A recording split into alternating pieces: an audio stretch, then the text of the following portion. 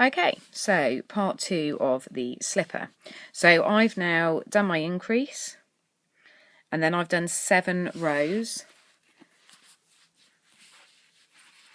which brings it to that point on the foot. So what we now need to do is come down the sides to complete the slipper.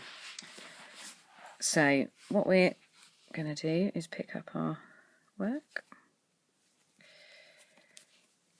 Okay, and we will chain 2.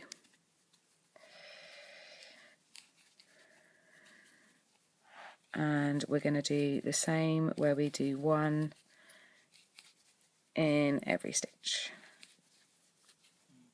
I do apologise if you can hear that noise, that's the dog snoring. Bless her. Okay, so we're going to keep going round. And again, this is now down to personal preference, so where or how you want your finished slippers to look. So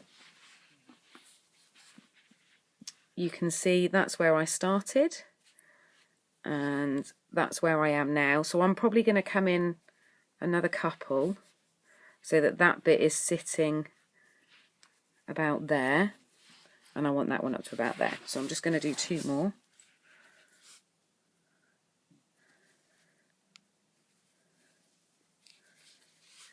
So we've got 1 and 2, and then try it again. Always keep trying it on, and then you can see exactly where you are. Okay, so I'm happy with that. So that's where I've started, and that's where I am now. So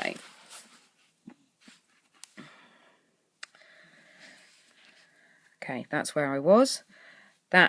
There is where you started. So instead of now going along this row and completing it and joining your circle, you're going to turn your work round.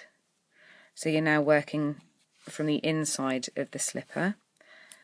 And from here, you're going to chain 2, 1, 2, into that first one. So can you see into there?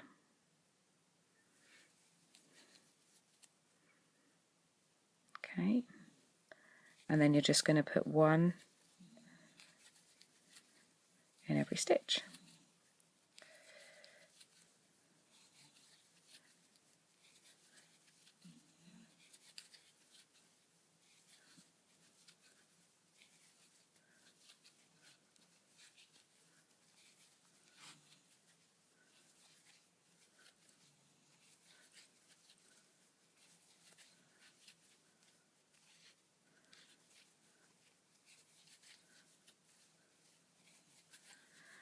Okay, and when you get to the end of the row, there's another one in there.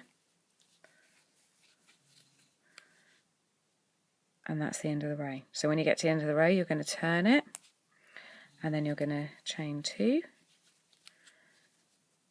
And now you're working on the outside of the slipper. And that's your first one in there. And then we're going to put 1 in each again. Remember as you're doing it to make a note of how many rows you're doing so that you're ready to make your second slipper that will then be identical.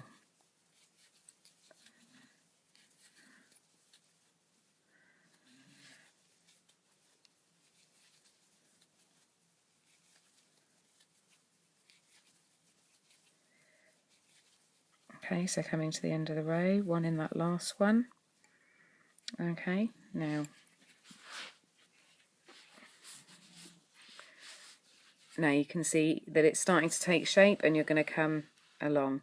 Now what you need to do is keep going backwards and forwards, turning your work each time, and you want to do it so it's long enough to sit at the end of your foot. And I will see you in part 3.